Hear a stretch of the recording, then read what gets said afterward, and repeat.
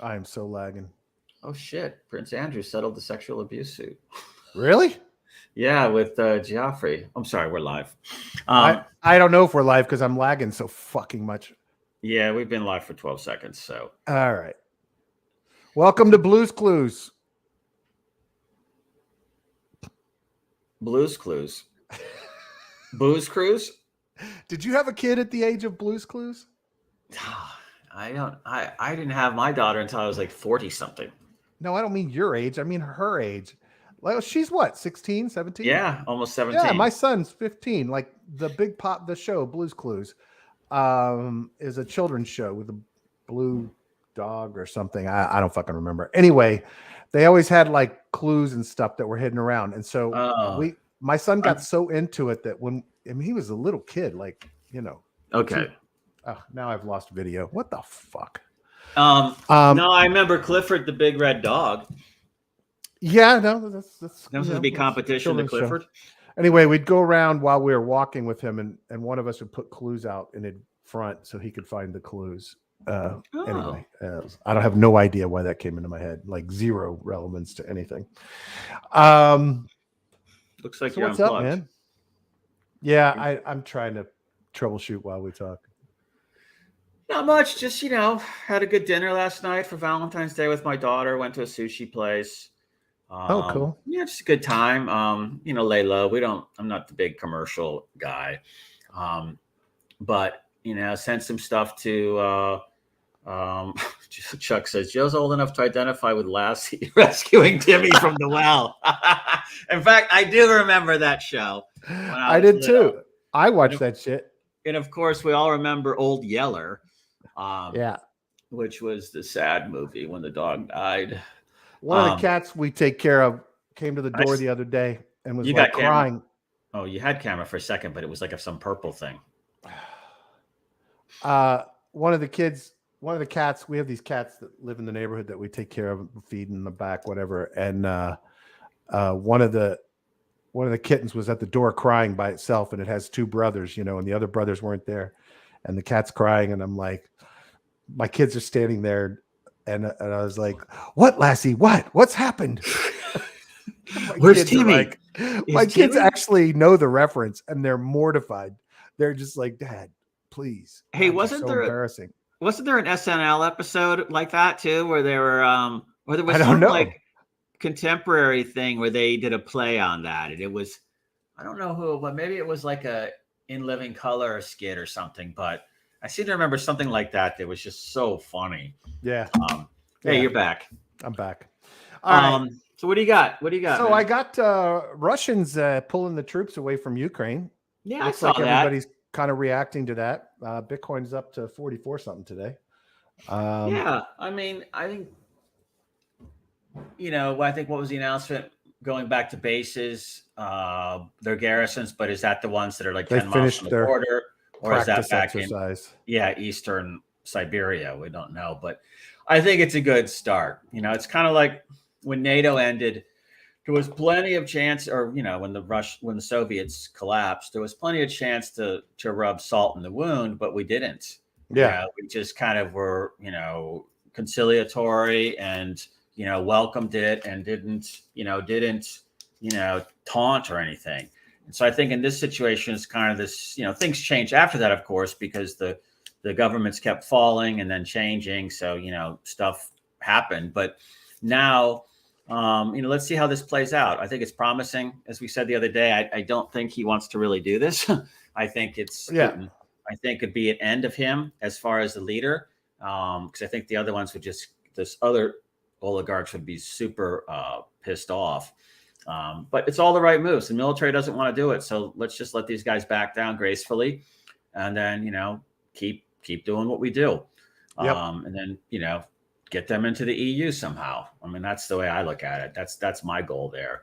I was thinking about the NATO stuff. And I remember there was a sticking point when there was discussions about them coming into NATO. And it was that they wanted a veto on everything like they have at the Security Council. And everybody was like, no, we deal with that shit every day. So you're not getting a veto. And so that's why they never got in. But, they don't need to be there, but EU would be great for them. Yeah. They said the Russian people deserve better.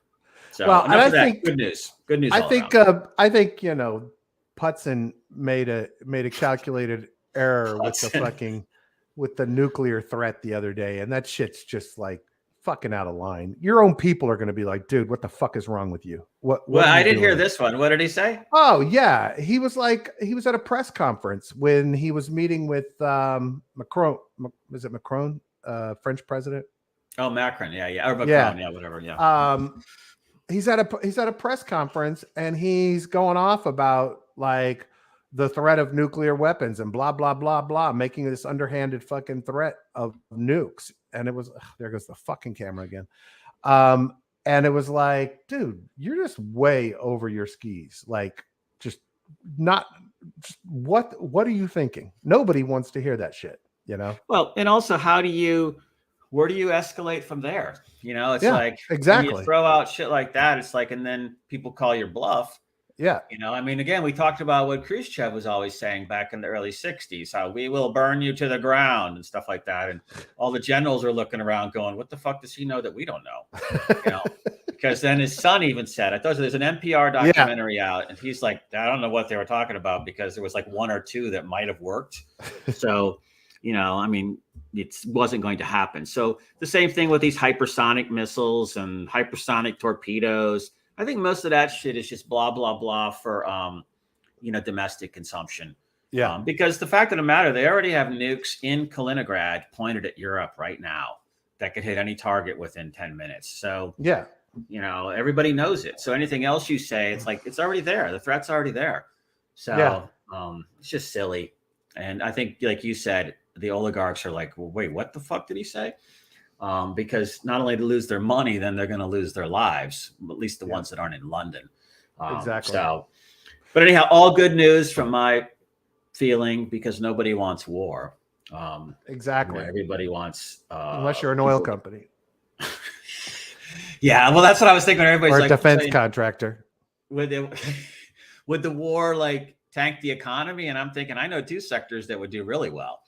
And so, but that's 2 out of 20 sectors. So, I think it's just good all around.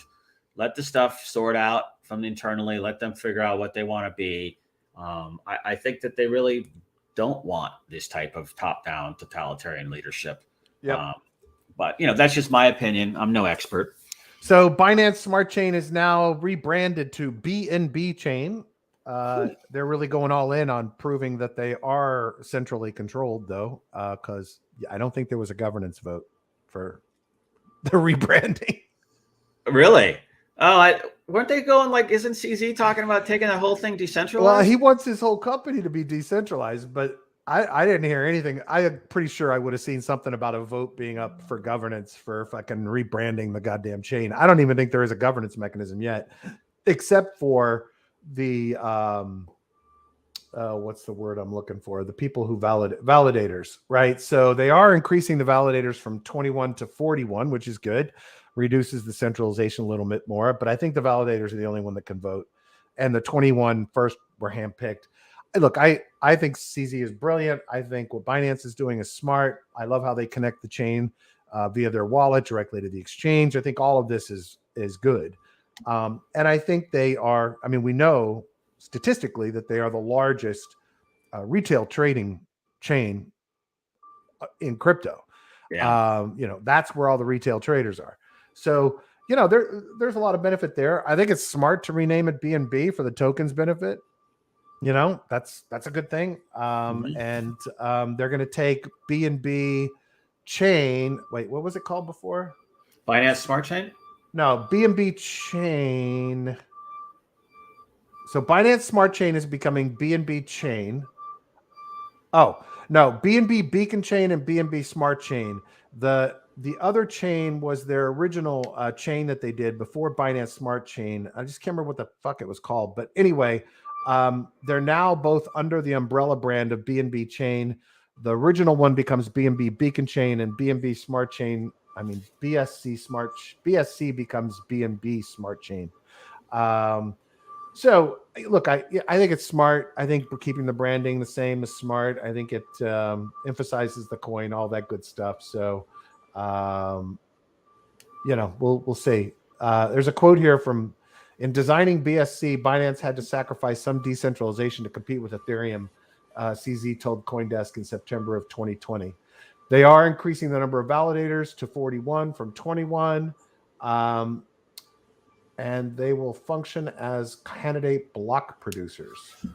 Sammy Kareem, BNB Chain Ecosystem Coordinator, said in the press release.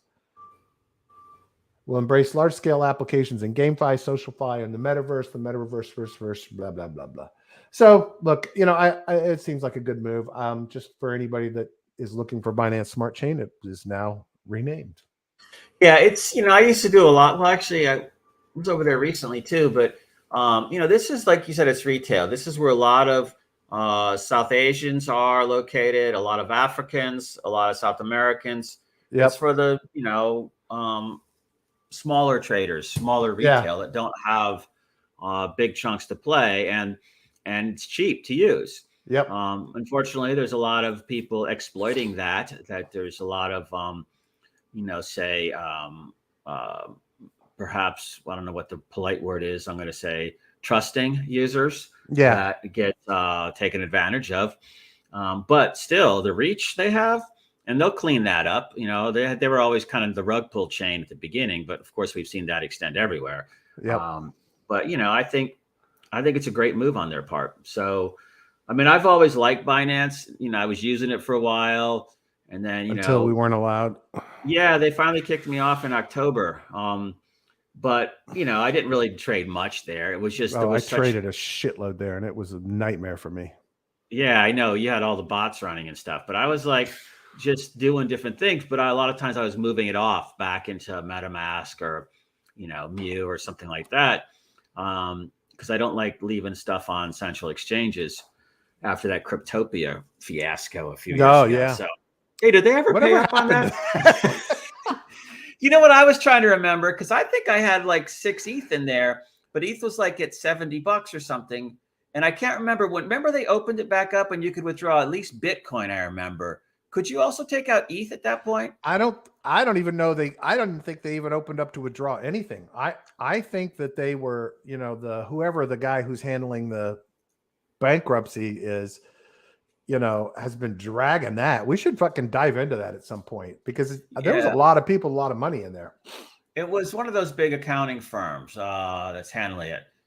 There's one around that's shit. Well, this is New Zealand, maybe. But handling the bankruptcy. These guys are all over the world. BDO, I think it was called. I don't know. But no, there was a time, right? Remember, it like got hacked, and then that's what killed them. The hack. Yeah, it was like an inside job too, was the rumor. Yeah. And then it opened back up for a very brief time just so people could pull out BTC, but maybe ETH, and everybody went in and pulled all that out. So what I have left there was maybe some ETH and maybe some DNA tokens. Well, if you get that back, that's an awesome fucking savings account.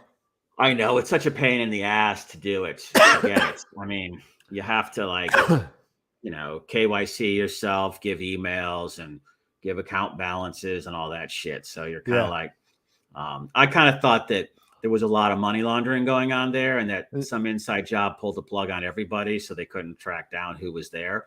It's sort of my maybe overly suspicious, paranoid perspective. But, I kind of put that one in the rear mirror, like, another 6 projects.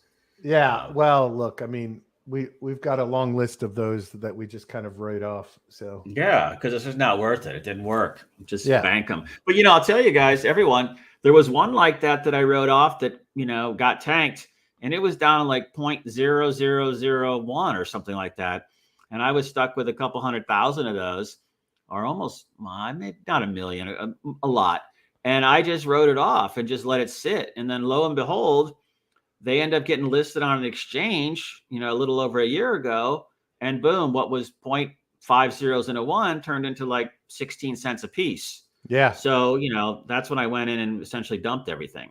That's what he's been living on. Yeah. So that was 2020 or 2021. Sorry. So here was their last update, December. They did an update December 10th.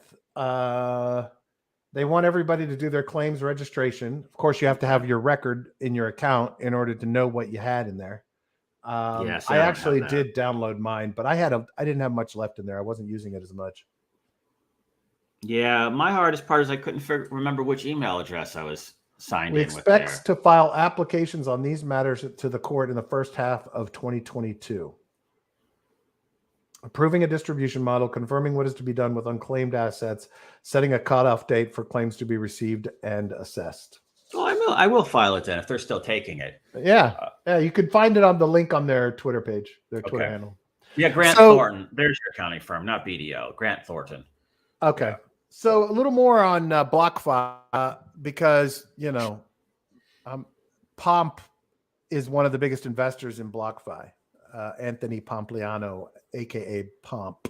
Sergeant Pompliano on Twitter. Sergeant Pomp. Yep. Former Army. So yeah, quick anecdote, real quick. I was driving down 95 in August from DC to Florida, and right around Raleigh, there's a big billboard up that's like Pompalian barbecue store or something like that, or barbecue shop. And I keep meaning to ask Pomp if that's his like uncle or dad or something, because he's from the Raleigh area. And so, but anyhow, just a regular dude who got going in crypto in 2016-ish, I think. Yeah. And has just killed it. I mean, he's doing great. I don't like the BTC Maxi stuff too much, but I get it. He's a BTC Maxi that invests in projects that are not BTC Maxi. So he's not well respected amongst the absolutists in the BTC Maxi world. So he does this newsletter, and he put one out today about the BlockFi settlement. And essentially the entire, I listened to it because he did an audio version. The entire thing is him basically trying to spin this as BlockFi has done a great thing for all of crypto. And his argument is that because they have worked so hard with regulators to come to this agreement that they can file to be legal and they can pay $100 million, that they will now be able to operate their lending and interest accounts in BlockFi. And I was like, that is none of that's good for us. First of all, this is a centralized company, so who gives a fuck? It's a centralized exchange, and there's zero value to DeFi in this whatsoever. And of course, Pomp doesn't give a shit because he thinks DeFi is, whatever, altcoin scams, whatever. But my point is this is trying to spin. It's one thing to say, hey, we settled, we didn't want this fight, we're just taking the $100 million and just licking our wounds, and we're going to file the regulatory approval shit. It's one thing to say that. It's another thing to try to spin this as this is a watershed moment for the crypto industry. This is bullshit. This is settling because you don't want the fight, and nobody wants to go to jail, whatever the reasoning was, and not fighting the fight on behalf of crypto. And that's bottom line for me. I get it. I understand the corporate decisions that go into settling something like this, but trying to spin this like, we had the SEC, we got them negotiated, blah, blah, blah. You got fined $100 million fucking dollars, dude. Nobody, the only people in the driver's seat were the SEC in this deal. This spin to me is just bullshit. And he just, I don't even understand trying to spin it that way. Just take your fucking wounds, move on, file your regulatory shit, be a centralized exchange. That's good. That's your business. Make your money. Obviously you had $100 million laying around to pay for it. But don't try to spin it to me like you're doing something for me. You're not doing a goddamn thing for me. So,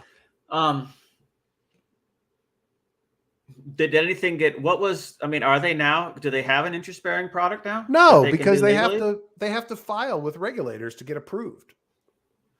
They never did file for it. So they have to file with regulators to get approved. He says in the thing. Now, the other thing he does note in there, though, it sounds like he was involved in the negotiations in some way, which I would find surprising, but he is one of the biggest investors in the company.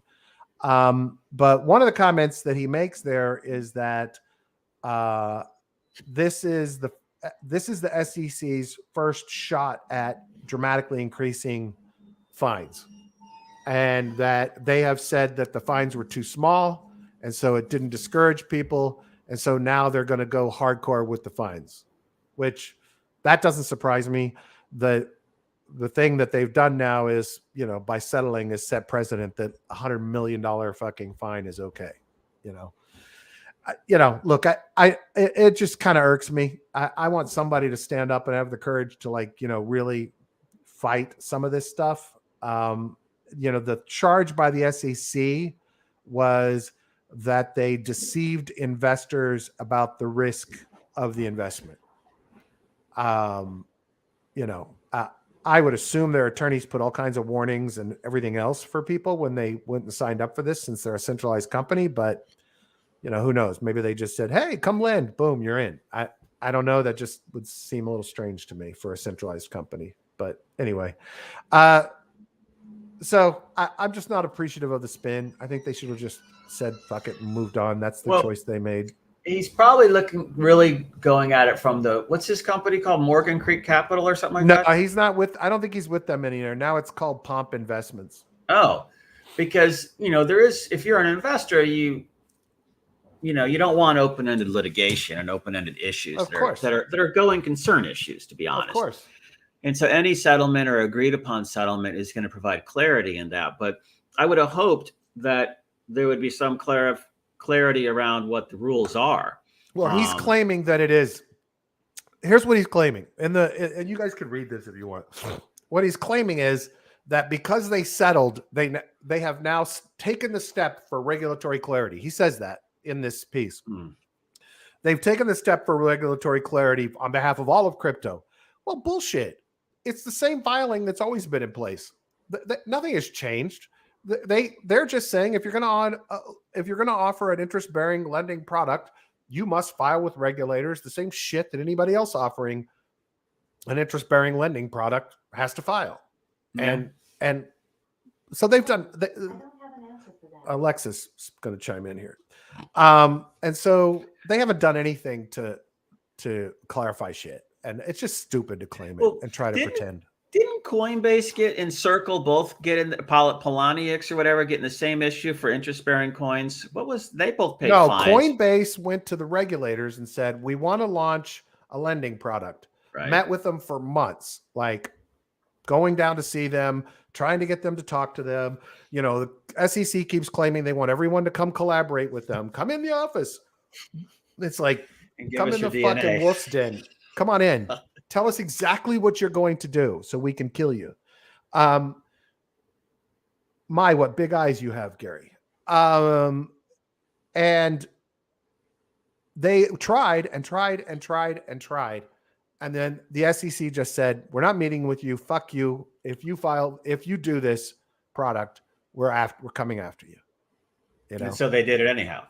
No, Coinbase did not do it. They killed the product. Who did they pay? They paid a fine in the last 6 months for something. I have no idea. Yeah, but it was something along those lines, maybe. high yield stuff, interest bearing stuff. And Coinbase got fined? Let me see. I'll Google it while you're talking. Coinbase SEC fine. So Coinbase's Super Bowl ad was highly effective. They're number 2 in the App Store for downloads right now. I was having a little debate with my business partner, Keith, yesterday. About what? Well, he was claiming that because EDO says, I think we talked about this yesterday, so I don't know if I want to rehash it, but EDO is the measurement agency that measures the effectiveness of ads for Super Bowl and other things based on search, right? So people see an ad for the Polestar electric car, and then they go search for it, right? And Polestar was number 1 for effectiveness and engagement based on that criteria. Well, my argument to him was it doesn't fucking matter because Coinbase had 20 million visits in 2 seconds after the ad started. And none of those visits are going to be recorded like an agency like EDO because Coinbase skipped the search, right? Because they went to the QR code. Because there was a QR code. Yeah. So you're loading a URL directly. I said, unless Coinbase was supplying the data directly to EDO on QR code reads and the URL, then EDO doesn't have that data. And I just think that I have a feeling that Coinbase had the highest engagement of any ad on that Super Bowl and probably ever in any Super Bowl. The only other one that I think it might have beat it, there was that Victoria's Secret ad in like 2000, 2001 that crashed all the servers and took down like half the internet back in the day. I do remember that. I do remember that. That might have, but I thought that, look, I was looking at the ad. I didn't even know what the fuck it was. I'm like, there's a QR code. So I'm reaching for my phone to snap it and scan it. And then I was like, oh, Coinbase drops. I'm like, that's brilliant. It's brilliant. It was the best timing of doing that ad that they could have ever done. It was absolutely perfect. Because it had kind of that rush element, and it had that sort of game where you're, because you're trying to get to the thing as it's moving around the screen. Yeah. And it's the cost of producing that ad. Oh, $50. Yeah, exactly. And the beauty of it is that the silence and then just the ping catches everybody's attention, right? The Super Bowl's all fucking noise, loud commercials, loud game, blah. And then all of a sudden there's just this. And and half the people really just like the Super Bowl for the commercials too.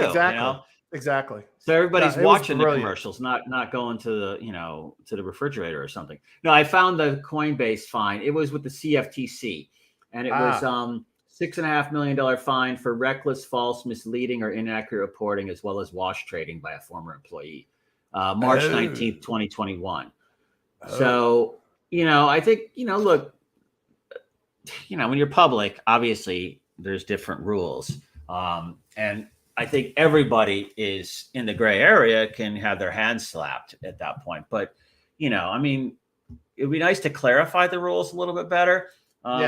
Maybe all that Wonderland stuff that everybody's talking about, the SEC and Wonderland and protocol value lock is going to help it. But I don't know. Sorry. So Lynn Alden, she's the stock analyst who's gotten pretty famous. She's on CNBC all the time, and does really smart work. Decided yesterday to tweet, proof of stake is legacy tech. It's what corporations and banks have run on for centuries. It's outdated and oligopolistic, and yet still useful for centralized systems. Proof of work is the new innovation, especially combined with difficulty adjustments. Consensus mechanisms that don't involve work instead involve governance. Work is the only thing that can reduce or eliminate governance. Proof of work systems can be a commodity. Proof of stake is inherently an equity. I like equities, but equities aren't commodities. So she created a bit of a flurry of people being like, what the fuck, do you know what you're talking about? Right. Because it's people saying, wait a minute, Ethereum proof of stake is a much different beast. So dude, you're right above Mark Cuban in the comment line there. Brad and Mark hanging out in the crib, talking crypto. So I said it's going on the show tomorrow. And Mark Cuban is? No, I said, yeah, we got Mark Cuban coming up in 10 minutes. Yeah. No, he owes me $50. Yeah. I said that this was going on the show because it spurred this debate, and a lot of people came at her, and justifiably so, because she really showed a lack of the complexity and the knowledge of how the proof of stake mechanism for Ethereum 2.0 was built. And I am not going to comment on all of that, except to say that people much smarter than me were all over her saying, "Look, you're way out of line with saying." All proof of stake systems. Oh, I wanted to show this later. All proof of stake systems are automatically securities and all this other shit. So I encourage everybody to read it. She makes a good argument, and she also does a more detailed coverage of it in a post and what her argument is. But this thread is really interesting. Frankly, I think there's some validity to the idea that obviously proof of work is a much more robust mechanism, and for keeping a chain secure, it's much more robust because the humans involved are buying hardware and trying to solve a problem as opposed to making a decision or voting on something. And so I definitely can understand the argument she's making, but I also think she's undershooting on what's possible with proof of performance, speed, yeah, cost. Exactly. I mean, all those things. That's why you go that way. Yeah. But I also noticed in her tweet thing that like the first 7 comments are all hers. in the Well, street. she's just creating a thread. She's just replying Okay. to herself to create the thread, but basing on her argument is all. She just Oh, is that extending her argument out. people That's all. emailing her saying, "Hey, you didn't say this, or you didn't do that," or messaging Yeah. her, and then she starts clarifying down there before people weigh in. Okay. Yeah, but I encourage everyone. It's Lynn Alden, LYNALDEN.com/proof-of-stake, where she makes, a more detailed analysis of her argument and why she thinks that. I disagree with her at core relative to like ETH and proof of stake and the value of it. But I think there's an argument to be made that proof of work is likely a superior methodology for securing a network and maintaining it.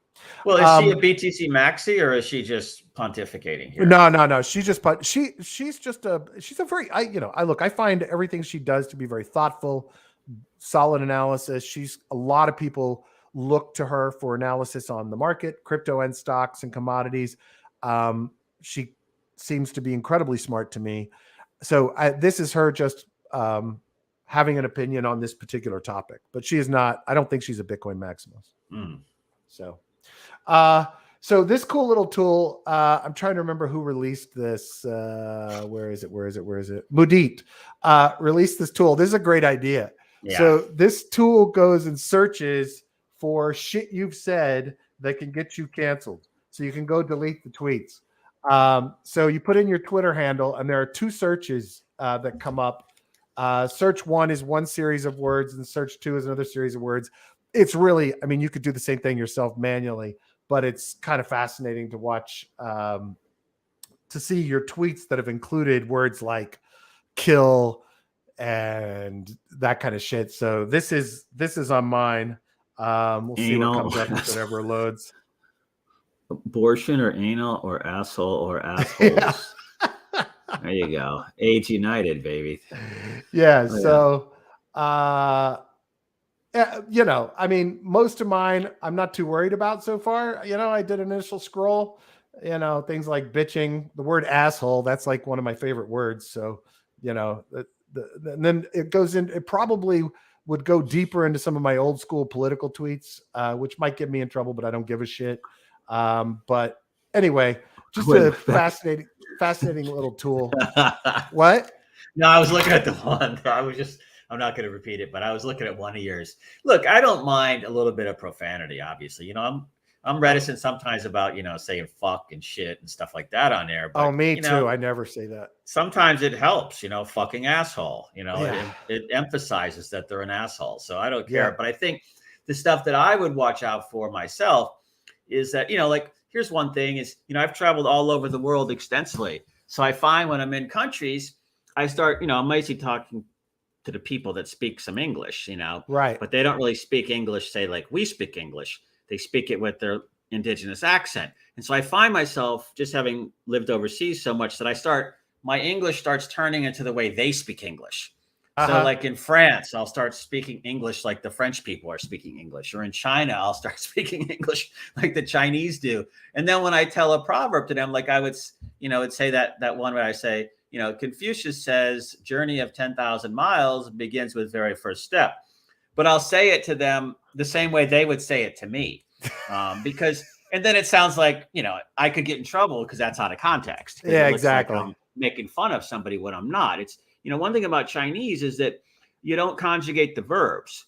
So, it's not like Spanish where you have like 8 tenses and, 4 right. different ways. You just got to know to run. And then you got to know like 60 nouns and you can actually talk to people. But it sounds kind of funny because you're saying things like in English, you'll be like, I run train station yesterday, And so it then, it gets to where you're paraphrasing, but some people might take offense with that. Yeah, absolutely. And, I don't mean to offend anybody, but, that's the kind of stuff I would watch out for. And of course, my idiomatic expressions from, 80s colloquialisms and things like that can and 70s colloquialisms can get me in trouble too. That's right, Boomer. No, man. I'm Gen, whatever the one after that is. Yeah, Gen X. Gen X, yeah. Yeah, me too. But, it's just, we have to be careful these days. So I'm interviewing the CEO of Nansen tonight, which I'm excited about. And because I love following his Twitter account. He's got he's got a lot of great opinions. Aaron called them sentence enhancers, by the way. Aaron Bostrom called them sentence enhancers, which I like a lot.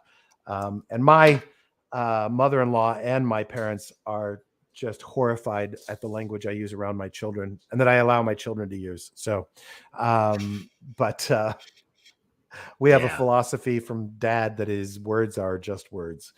So anyway, will break my bones and words will never hurt me. Yeah. In advance of that, I started kind of looking at their platform. And I've looked at it before, but there are some, Joe, I think these tools are right up your alley, man. It's a really powerful platform. It's Nansen.ai. Like this is analysis of Ethereum versus Phantom. This is an overview on Phantom. And the data that they have on current dApps and apps and how much transactions they have and the active addresses on the chain. Really good way to get a sense of the health of a chain. And they have all kinds of other data, but this is the chain specific data. But I'm really impressed with this tool. I haven't used it extensively, but they've added a lot to it since the last time I looked at it. Oh, wow. Oh, wallet stalking. Oh, cool. This is good. Yeah, I didn't realize it was that. Oh, that's nice. Yeah. Now we need to put together like a list of all the wallets that we want to track. Yeah, exactly. Of smart people and see what they're doing. And then we could signal that. That'd be a good alpha signal for our audience. There you go.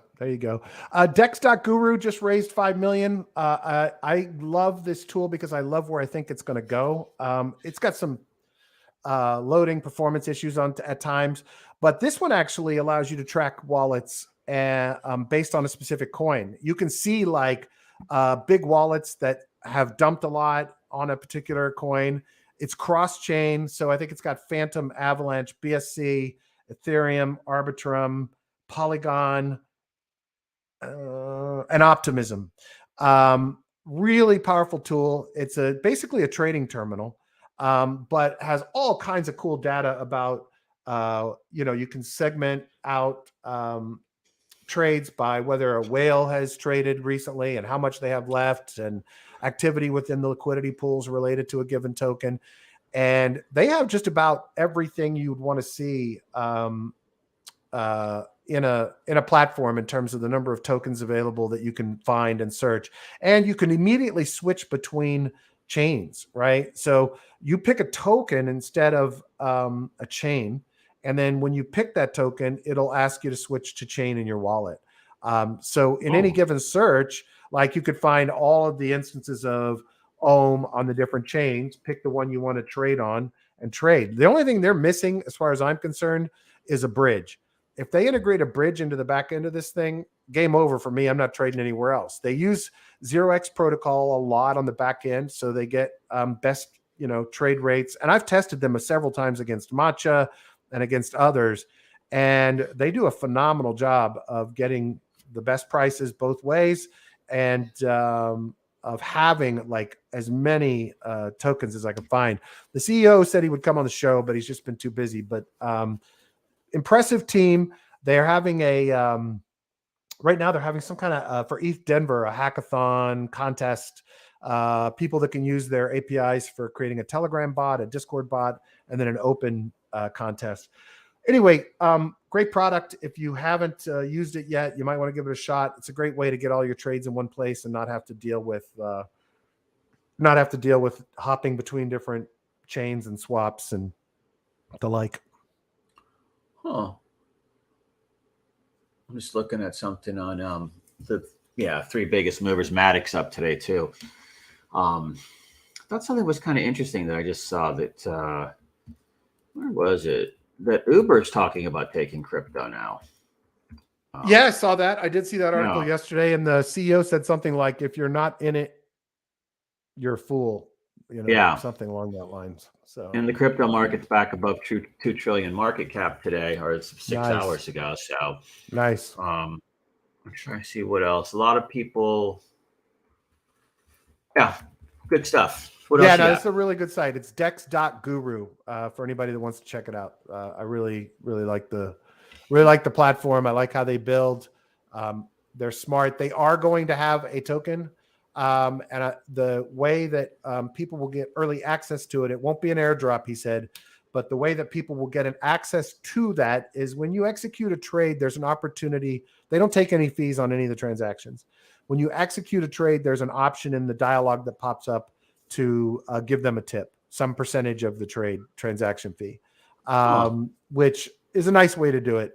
And so anybody that has executed trades and has tipped them, which I've done several times, gets early access in some way to when the Guru token comes out. Here's something interesting that, this is on the NFL. The NFL has been lobbying the SEC and others related to blockchain tech. Second half of 2021, they spent $600,000 lobbying both houses of Congress, various agencies, including SEC. And essentially, the league is reportedly seeking to determine if cryptocurrency can become a key part of the NFL's business. Wow. And they talked about a couple other things. So they were barring teams from crypto for a while and NFT related stuff. But then NFL struck a partnership with Dapper Labs for Top Shot. I guess the equivalent of NBA Top Shot, but for NFL, that saw both the league and its players take a stake in the NFT company. The Giants struck a partnership with crypto asset manager Grayscale in May of 2021, which the league approved. And then it talks about the three ads, Coinbase, FTX, and crypto.com. Right. But, another one, where you're going to get mad. Oh, you're back. Yeah, I'm trying to see how long it lasts. But they're in there doing what you want, lobbying. Yep. So, well, that's good news. So we got now a couple of big lobbying groups related to crypto. Now we got NFL, which, God, they've been lobbying hold this monopoly together forever. Yep. I mean, they're a strong lobbying arm because who owns all these teams? American gentry class, basically. So, they get stuff done. Yep. So I've been looking at, I search on occasion on French charts.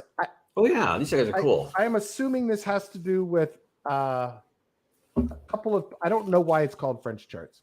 I'm assuming it has to do something with French people creating them, or there's the old, I think there was a slip of tongue at one point and someone, no pun intended.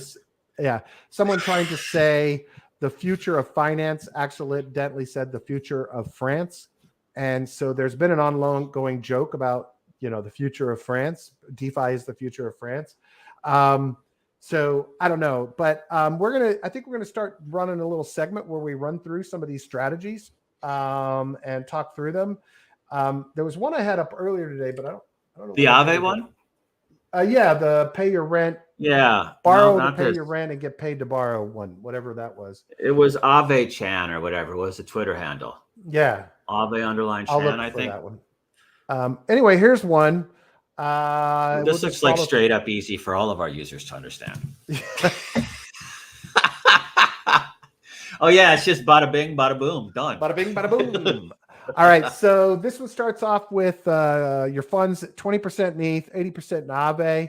So do a LP on Balancer version 1. I guess you get the BPT token. Then you take your BPT token as your receipt for your LP providing over here, and you stake on Aave. And I guess that pays 15.5% in Aave and 8% in Balancer. And then you take your stake BPT that you get from Aave, and then it says claim Aave swap for stake Aave, 6% yield, 1 to 3% profit, Cal swap airdrop volume. I don't know. Anyway, looks like we're moving our staked Aave over to Polygon from Ethereum. And we're staking I see what they're saying. Stake this 1 time per month. And unstake takes 10 days, collect Aave and yield, send it to Polygon to my finance Aave vault. I guess you then get a Aave from the My Finance Aave vault. You borrow my against that with a 62% yield. To borrow. Yeah. You take the my and you swap at Binance to USDC and then take out as fiat, or you can take it further and you take the my, you put it in as a Chai Dai LP, which, yes. And then you bond the LP to my finance and get a 20 to 50% 7-day ROI. And then they're saying you can revolve back around into that back here with what you got and earned, I guess, and then do it over again. But boy, it would be cool to have this automated, wouldn't it, Chuck? Yeah, no, I would love it where our users could sit there and just go, okay, let's execute this my Chi Aave Ethereum Polygon loop strategy. Yep. And it's put in $1,000, push a button. Yeah. And it does it all for you automatically. Oh, this guy cleared out his Twitter handle. He used to have a bunch of French charts, but they probably go stale. Farms dry up, interest dries up. Well, yields go because a lot of these high yields are about attracting users to the platform. Yeah. And once those yields run out or there's excessive emission, depreciating token value, then, you move on to the next strategy. What was that guy's? It was like Aave Chan or something like that. What's this one? 3-digit yield on GHST. Is that Ghost? Ghost. Pre-alpha. Aave Gochi or whatever. Deposit on Aave, get Ghost yield that spikes up before raffles. Oh, because this is a game, Aave or whatever, and so they have different raffles and land sales and stuff tied to the characters. So I don't have any of the Ghosts. I don't need timing shit. Yeah, a lot of people bought those, but you got to watch that shit, and we don't have time for that. Yeah, what was that guy's name? I think it was Aave Chan, Aave Chan. There he is. Yeah, that's him. Or her. Her, sorry. Excuse me. They. As my children would make sure I said they. No, I before I know for sure. I fuck up pronouns left and right. No offense intended. Apologies. Here it is. I like this title on this one. This is the pay the rent one? Yeah. Pay your rent while getting paid to borrow. Using Aave, QiDao, Jarvis Network. Is Jarvis Network tied to Jarvis Labs, or is it completely separate? Nah, I have zero clue. Okay. Aave, deposit in Aave. So then you get a Aave, and you deposit that in my finance with auto compounding for more Aave. So then you've got then you end up with Cam Aave with the auto compounding. Mm-hmm. You borrow my against that. I guess on Chi, it's not clear. You borrow my, get paid 30% in Chi by weekly drops. So I guess there's some kind of model with. I really got to check out Chi. It keeps coming up, coming up. Well, that was the QiDao. That was the reason it sounds familiar is because of that super fluid issue. Wasn't that QiDao? Yeah. Yeah. Chuck said, imagine how cool it would be if you could just download that strategy all packaged up and just let it run on your desktop. Hey. Wouldn't it be great if some enterprising chaps pulled something like that together? We're pulling something like that together. What could that be? Okay. I might know somebody doing that. I might know somebody doing that. So there's two strategies after that. Take the my, swap the my for Jour in Paraswap with 0% slippage. Sell the Jour for euro with a 0% fee up to 100,000 per year in a wire transfer. So this is just your exit. Mm-hmm. And then the other option is to take your my, deposit it in the curve pool, get a 20% yield. There is a 0.5% deposit fee. Take it to Chi, end up with Chi, which was in another one that we had. Stake earned Chi for 4 years, get 110% yield paid by weekly drops. Yeah. Or the alternative is take the my, go straight to Chi, get the Chi, and get the 110% yield for a 4-year deposit with weekly drops. So I guess you're getting paid out weekly with drops from Chi, even if you've staked for 4 years. Yeah, I know some people. 4 years seems like a long time to me, but a long time. I know people doing it. Yeah, I just don't have. I don't know. 4-year commitment seems. I mean, I guess you get all your money back in a year. Yeah. And then it's just playing with house money. But what? I mean, look, what happens if QiDao actually really did get? If it wasn't a super fluid situation with something went wrong there, then you're dead. But I guess that happens everywhere. I just don't like. That's the risk. Can you pull out at all, or is it locked 100% locked for 4 years? Or can you take early? Well, if you take that extra step, it is like, so he showed Yeah. the step where you could take it out to euros and fiat, right? That's right. But you would want to here, move some of it into that 4-year vault for long term, kind of like I did with Geist and Blizzard. maybe you split it 50-50. What you earn out of here, you take 50% here and you take 50% here, and you know, keep cycling through here. But then your 50% you take out and, you know, bank your profits. Yeah, I like it. Yeah, I love these French charts. They're fun to check out and try. So, you know, it's funny because I've never quite gone that far in the loops. You know, like I've borrowed on Aave and Geist, and then I go buy something else, but I've never taken that and gone into a liquidity pool and then taken that liquidity token and then staked it somewhere else. I mean, I heard a lot of people talking about that. You know, the beefy finance guys and the elk guys, you know, just different. And then a lot of people keep talking about, you know, inverse finance and, you know, in Klima, and people keep getting liquidated. So I guess you could take the Klima stake token and go stake it somewhere else or borrow against it somewhere, because otherwise I don't see. I mean, I'm just like, well, Klima's dying right now, right? Like somebody was saying that the other day in a group. Dude, it's in the shitter, man. Let me show you. I want to. This was one that came up, which was the. I'll get ready. You keep talking, but it was just my screen. Oh, it's the hysterical. It's like I was calling it like kind of the Klima investment report. Oh, I got to scroll up and find it. Then I'll switch screens because it's friggin' hysterical. Not hysterical, but it's okay. Hold on. I'm going to switch. Oh shit. Damn it. Okay. Wait a second. Get back here. Pop this up. Now let's share screen. All right. So don't get offended, anybody, but oh no, you mean like Klima fans get offended, or there's something offensive in this? Oh shit!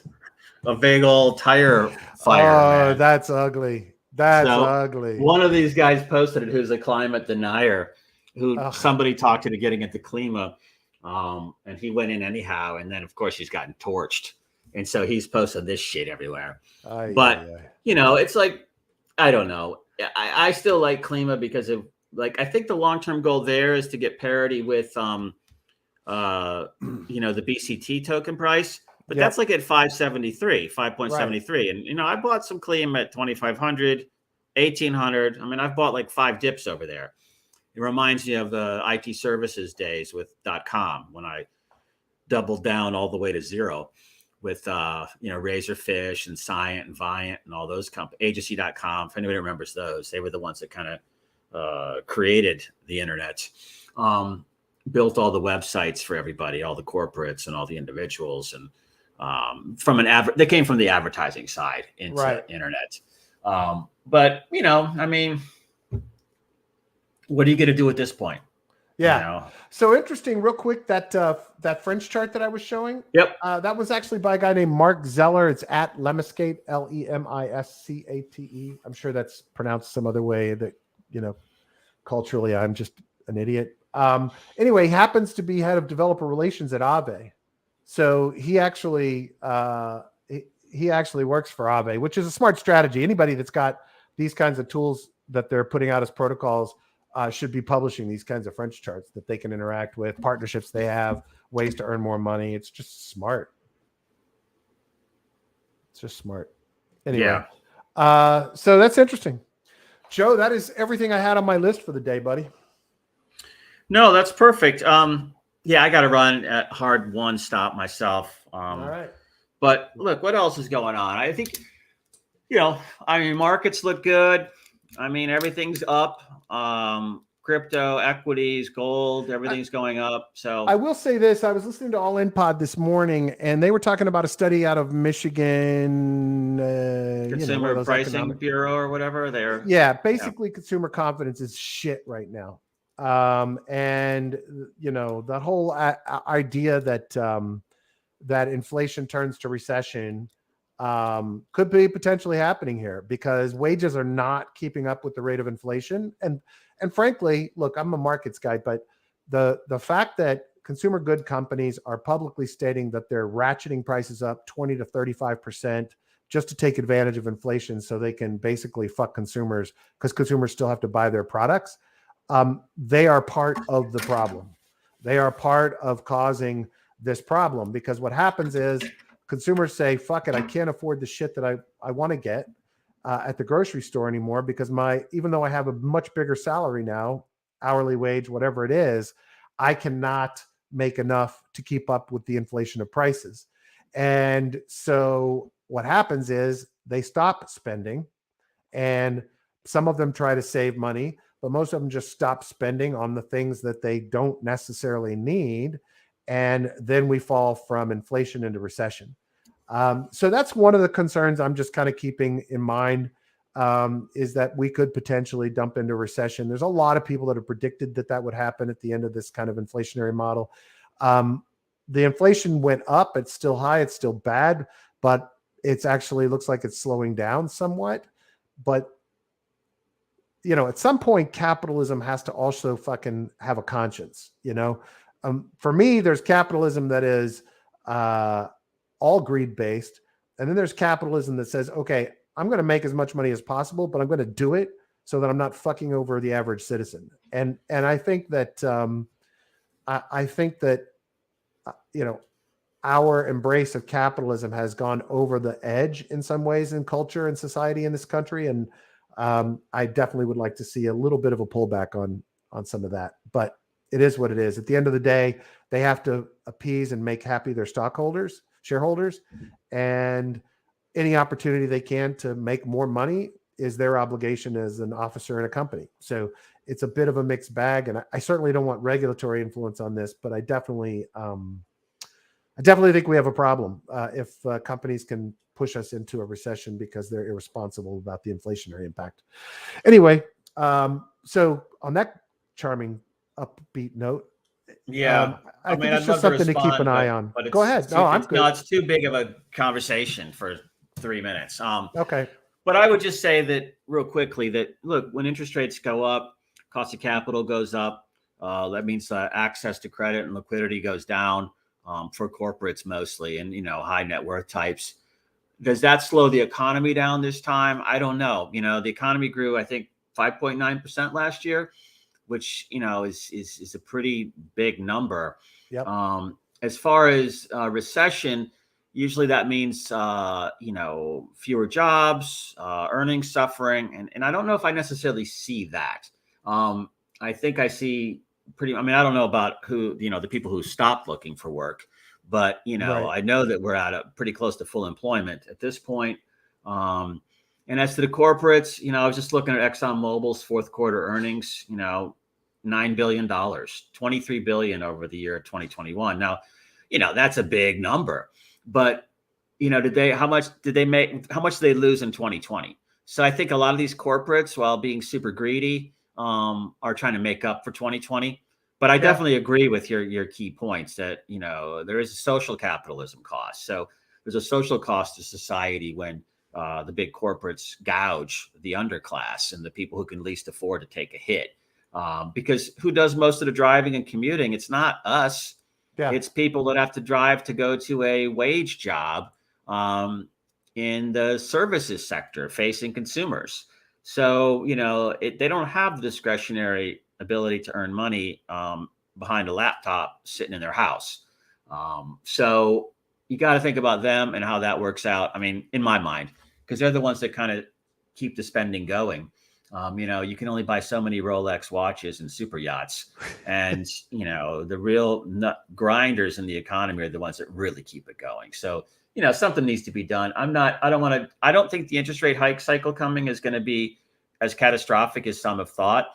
A couple of quarter points. I saw Goldman Sachs revise theirs up to 7 rate hikes this year, but I don't know if that's makes sense to me. I think it's 3, and I think it's 25 bips each time just to make sure the market doesn't tank. We're in an election year too, so they traditionally won't do anything draconian at this point. So I think it's interesting. I'm curious to see what happens, and that bars any kind of macro event, a world war type shit scenarios, or another pandemic, or whatever, tsunamis, earthquakes, big whatever force majeure stuff. So I feel pretty good. But we got to keep an eye on it. And again, that's why I tell everybody, diversify, and don't hold, don't press, don't bet the house, save it, go in with a 0.25%, 25% of what you have allocated, and then wait for dips, and always hold that cash steady and don't lose your stack. Number one. And, unfortunately, a lot of people play too aggressive, both in equities and in crypto. So crypto is a diversification, a wealth creation tool. It is the future of global finance. And the earlier people are in, the better they're going to do. But I'm not a hodler. I trade, I pick, I dump. If I see negative stuff, I'm out. I don't believe in any of it. To me, I just don't, because it's all marketing bullshit. Anywhere you look, So to me, I'm like, use it to make your family better, make yourself better. But, look out for your family and don't fuck up, basically. So that's my parting wisdom. And if anybody's offended because I'm not worshiping at the altar of BTC and everything, suck it. All right. So I'm getting a little channeling a little Brad over here today. But I gotta roll. What the fuck? Joe's a little jealous with the controversial takes, so he's going all in today. That's how I'll do Guys, it. I will say this. Joe does not speak for me in terms of the I don't worship at the crypto altar, but I sure as hell have a difference of opinion on that topic. Yeah, I just don't like the MLM attributes of a lot of this stuff, like the Herbalife, cell phone, Visa card shit. I just don't like it. But all those fuckers became millionaires and I didn't. So there you go. Maybe they're smarter than I. So, anyhow, with that, they're more willing to grift on people. That's I just don't like taking people's money that don't deserve to be taken. And that means people who can afford to lose it, or that means people that have a lot. I just hate people that extract wealth from the less fortunate. I agree. I think it's a sin. Totally agree, dude. And I'm agnostic. So anyhow, there you go. With that, you guys all have a great day. And all right, buddy. You too. Hey, thanks for listening, everybody. Please like, follow, subscribe, and review. If you have to pick one of those, please just give us a review on Apple Podcasts. It helps a great deal for us spreading the word. If you like what we're doing, you want to share with your friends and family, you want to send out a tweet, we'd love that as well. Please tag me or Joe. I'm B05 Crypto. I don't know what you are, Joe. Joe Cawley 5 and Joe Cawley 5. Telegram on Pathfinder. Yeah, please tag us so we can acknowledge you and thank you. And if you want to send us a message, you can leave us a voice message on missiondefi.com. On any of our episodes, just click the little button on the right side of the screen. Love you guys. Thank you for listening. Thank you for watching. Have a great afternoon. Tomorrow we got Alex from Eureka, Joe, with some analysis. Is he bringing our tokens? Probably. I'm deep there, man. I got 44,000. No, I don't have any, but I noticed we tripled his market cap after he came on the show. We sure as hell did. I'm not saying we should take credit for that. No, of course not. He appeared on the 10th, and within 48 hours, it was 3x. So, Yeah, so everybody else, keep that in mind. But anyhow, everybody have fun out there. Be safe. And